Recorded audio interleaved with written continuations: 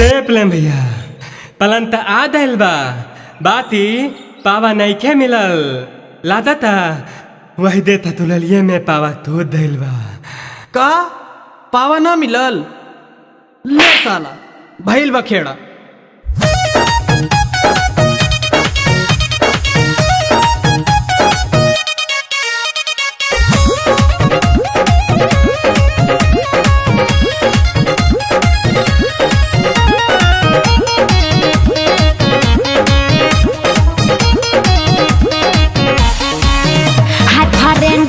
जिंदगी की होगी शुरुआत आज पिया के संग होगी मेरी सुहागरात।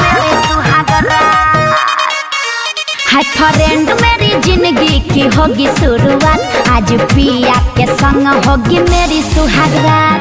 जुड़ जाओ सारे चाहेता हमारे जुड़ जाओ सारे चाहेता हमारे फेसबुक पर लाइव बने रहना यार। बंद करी कुल्टू की ड्रामा हमार दिमाग को सही टेंशन में बा। का भइल कुछ कहबो तबे न। पलंगिया के पाला भेजले ना तोहर बाप चटई पर होई कुले क्रिया कलाप। पलंगिया के पाला भेजले ना तोहर बाप चटई पर होई कुले क्रिया कलाप।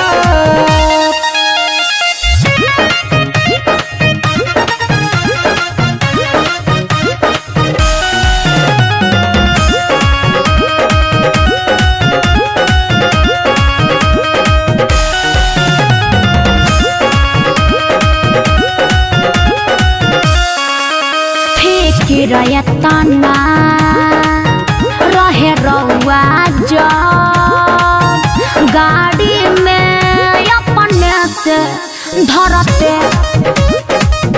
उद्घाटन में जब ऐसन बा अच्छा हर जिंदगी बीती का लड़ते।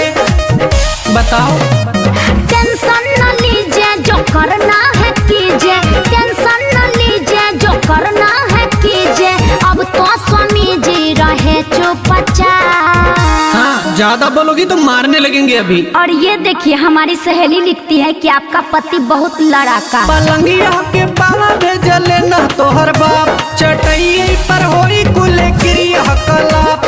पलंगिया के पाला भेजले ना तोहर बाप चटई पर होई कुले क्रिया कलाप।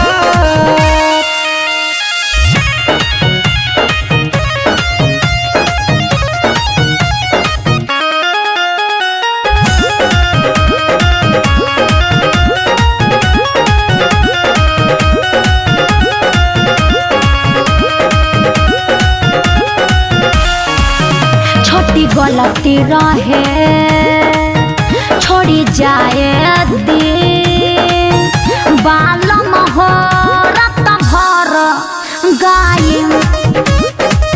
तभी छावना तू चटाई के बक जी बीता तो हनीमून के टाइम। दीपक प्रियांशु बाड़ो कितना पानी में दीपक प्रियांशु बाड़ो कितना पानी में आज तो हके देह बना पलंगिया के पाला भेजले ना तोहर बाप चटई पर होई कुले क्रिया कलाप। पलंगिया के पाला भेजले ना तोहर बाप चटई पर होई कुले क्रिया कलाप। फ्रेंड मेरी जिंदगी की होगी शुरुआत आज पिया के संग होगी मेरी सुहागरात। जुड़ जाओ सारे चाहेता हमारे जुड़ जाओ सारे चाहेता हमारे फेसबुक पर लाइव बने रहना।